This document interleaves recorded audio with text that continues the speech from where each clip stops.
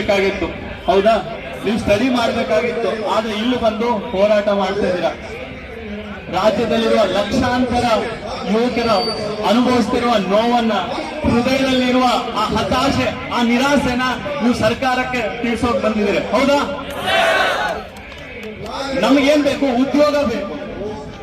So ನಾವು ಉದ್ಯೋಗ ಕೇಳ್ತಾ ಇದೀವಿ, ಬೇರೆ ಏನು ಕೇಳ್ತಾ ಇಲ್ಲ. ಸೊ ನಾನು ಈ ಸರ್ಕಾರಕ್ಕೆ ರಿಕ್ವೆಸ್ಟ್ ಮಾಡೋದು ಇಷ್ಟೇ ಸರ್, 2013ರಿಂದ 2018ರ ಸಮಯದಲ್ಲಿ ನಿಮ್ಮ ಸರ್ಕಾರ ಇದ್ದಾಗ ಸಿಕ್ಕಾಪಟ್ಟೆ ನೋಟಿಫಿಕೇಶನ್ ಆಗಿತ್ತು. ಹೌದಾ? ಪೊಲೀಸ್ ಆಗ್ಲಿ, PSI ಆಗ್ಲಿ, ಬೇರೆ ಬೇರೆ ಎಕ್ಸಾಮ್ ಸಿಕ್ಕಾಪಟ್ಟೆ ನಡೆದಿತ್ತು. ಅವಾಗ ಯುವಕರು ನಿಮ್ಮಿಂದ ತುಂಬಾ ಲಾಭ ಪಡೆದಿದ್ರು ಸರ್. ಎಷ್ಟೋ ಸ್ಟೂಡೆಂಟ್ಸ್ PC ಆಗಿದ್ದಾರೆ, PSI ಆಗಿದ್ದಾರೆ.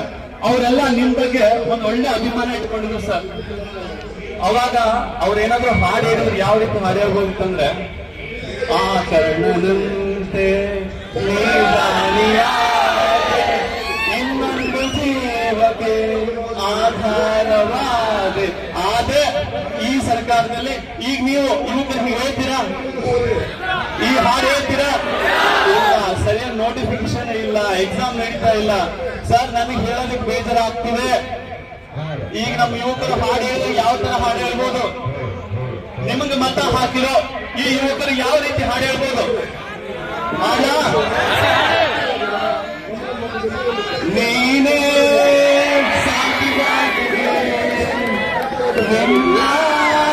ಮುತ್ತಿನಾಗಿರಿ, ಹದ್ದಾಗಿ ಕುಕ್ಕಿತಲ್ಲೋ, ನಿನ್ನ ಹದ್ದಾಗಿ ಕುಕ್ಕಿತಲ್ಲೋ. ಸೊ ಬೇಸರದಿಂದ ಹಾಡು ಹೇಳ್ತಾ ಇದ್ದೀನಿ. ಯಾಕೆ ಅಂದ್ರೆ ಯುವಕರು ತಮ್ಮ ಯೌವನ, ತಮ್ಮ ಸಮಯ, ತಮ್ಮ ಕನಸುಗಳನ್ನ ಈ ಸ್ಪರ್ಧಾತ್ಮಕ ಪರೀಕ್ಷೆಗಳಿಗೆ ಮೀಸಲಿಟ್ಟಿದ್ದಾರೆ. ಈ ಸ್ಪರ್ಧಾತ್ಮಕ ಪರೀಕ್ಷೆ ಬರೆಯೋರು ಎಲ್ಲರೂ ಶ್ರೀಮಂತರ ಮಕ್ಕಳಲ್ಲ. ಸುಮಾರು 90% ಸ್ಟೂಡೆಂಟ್ಸ್ ಬಡ ಹಾಗೂ ಗ್ರಾಮೀಣ ವಿದ್ಯಾರ್ಥಿಗಳಿರ್ತಾರೆ.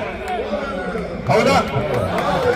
ಸೊ ಮನೆಯಲ್ಲಿ ಅಪ್ಪ ಅಮ್ಮ ನನ್ನ ಮಗಳು ಮುಂದೆ ಒಂದು ಗೌರ್ಮೆಂಟ್ ಜಾಬ್ ತಗೊಂಡು ತನ್ನ ಭವಿಷ್ಯವನ್ನ ಸದೃಢವಾಗಿ ಇಟ್ಕೊಳ್ತಾರೆ ಅನ್ನೋ ಕಾರಣಕ್ಕೆ ಸಾಲ ಮಾಡಿನವರು ಕೂಲಿ ಕೆಲಸ ಮಾಡಿ, ಹೊಲದಲ್ಲಿ ಕೆಲಸ ಮಾಡಿ, ದೂರದ ಯಾವುದೋ ಕೋಚಿಂಗ್ ಸೆಂಟರ್ ಅಲ್ಲಿ ಕಳಿಸ್ತಾರೆ, ಓದ್ಲಿ ನನ್ನ ಮಗ ಅಂತ. ಕೋಚಿಂಗ್ ಮುಗಿದ ಮೇಲೆ ಮಕ್ಕಳು ಏನಂತಾರೆ, ಅಪ್ಪ ನಾನು ಇನ್ನೂ ಸ್ವಲ್ಪ ದಿನ ಓದ್ತೀನಿ ಅಂತ.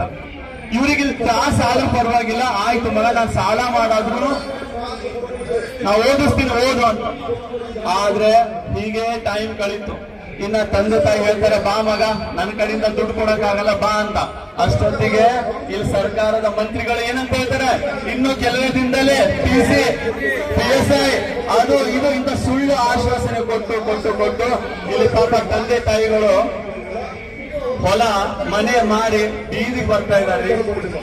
ಸೊ ಸರ್ಕಾರಕ್ಕೆ ನನ್ನ ರಿಕ್ವೆಸ್ಟ್ ಇಷ್ಟೇ, ದಯವಿಟ್ಟು ನಮ್ಮ ಯುವಕರ ಬಾಳಿನ ದಾರಿ ದೀಪ ಆಗಲಿ. ಸೊ ಈ ವಿಳಂಬ ನೀತಿಯನ್ನ ಬಿಟ್ಟು ಶೀಘ್ರದಲ್ಲೇ ಒಳ ಮೀಸಲಾತಿಯನ್ನ ಜಾರಿ ಮಾಡಿ, ನೇಮಕಾತಿಯ ಪ್ರಕ್ರಿಯೆಯನ್ನ ಪ್ರಾರಂಭ ಮಾಡಿ, ಸರಿಯಾದ ಸಮಯಕ್ಕೆ ಪರೀಕ್ಷೆಯನ್ನು ನಡೆಸಿ. ಈಗ ಸರಿಯಾದ